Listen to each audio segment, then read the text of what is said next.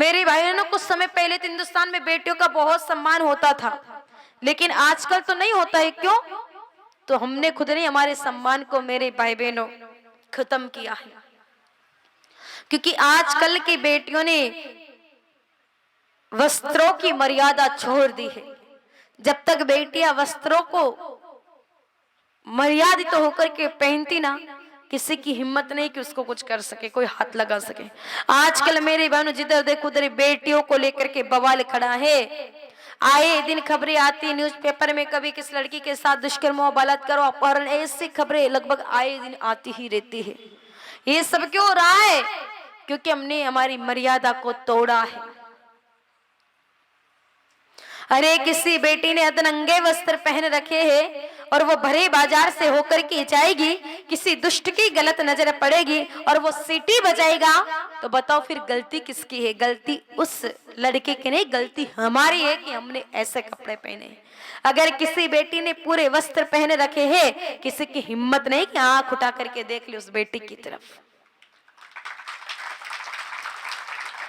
आजकल हमने हमारा मान सम्मान कम किया है। देखो, कई सारे लोग विचार कर रहे होंगे, अरे दीदी ये कौन सी बातें कर रही है, अभी 21वीं सदी चल रही है, जमाना भी नया आ गया। अरे जमाना चाहे कोई सा भी हो, सदी चाहे कोई सी भी हो, लेकिन हमने हमारे आंगन में भोजन की थाली खुली छोड़ी है तो कुत्ता तो आकर के मुंह मारेगा ही मारेगा। गलती उस कुत्ते की नहीं, गलती हमारे कि हमने हमारी भोजन की थाली को खुला छोड़ा है। इसलिए संभल जाना मेरी माता बहनों, ये फालतू के लटक मटक करने में कुछ भी नहीं होगा। और जैसे मेरी माते करते ना, वैसे आपके बच्चे करते। इसलिए थोड़ा ध्यान दिया करो, आगे वाली पीढ़ियां आपसे क्या सीख लेगी अगर आप इस प्रकार से रहोगी तो। मान मर्यादा में रहना चाहिए नारी को हमेशा। जो भारतीय संस्कृति का पालन करते हैं ना, वो बेटी तो खुले बालों को बांधती है और फैशन वाली बेटी बंदे बालों को भी खोलती है। भारतीय संस्कृति में जीने वाली बेटियां पूरे पूरे वस्त्र पहनेगी और पाश्चात्य संस्कृति का पालन करने वाली अधनंगे वस्त्र पहनेगी, आधे अधूरे वस्त्र पहनेगी और फिर पर्स रखेगी साथ में। और भारतीय संस्कृति का पालन करने वाले एक छोटा सा चाकू साथ में रखेगी। अब एक बात बताओ, आप उस पर्स में क्या रखती हो मेरी माता बहनों? लाली, लिपस्टिक, कांच, कंघी, यही रखती हो ना।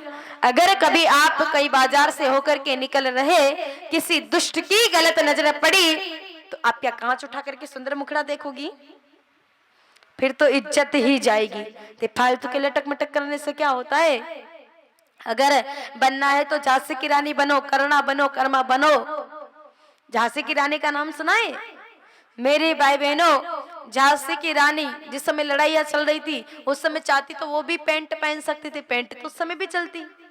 वो भी विचार कर लेते कि मैं युद्ध करूंगी तो कहीं साड़ी इधर उधर उलझ गई तो समस्या आ सकती है, तो वो भी तो सोच लेते मैं भी पैंट पहन के लड़ाई करूं। लेकिन नहीं, भारतीय संस्कृति का पालन करते हुए साड़ी को अच्छे से बांधा, 2 महीने के बच्चे को पीठ पर बांध करके जब रणचंडी बन करके घोड़े पर सवार होकर के गए कि रणभूमि हजारों अंग्रेजों को सर्वनाश कर दिया। अगर बनना है तो झांसी की रानी बनो ना।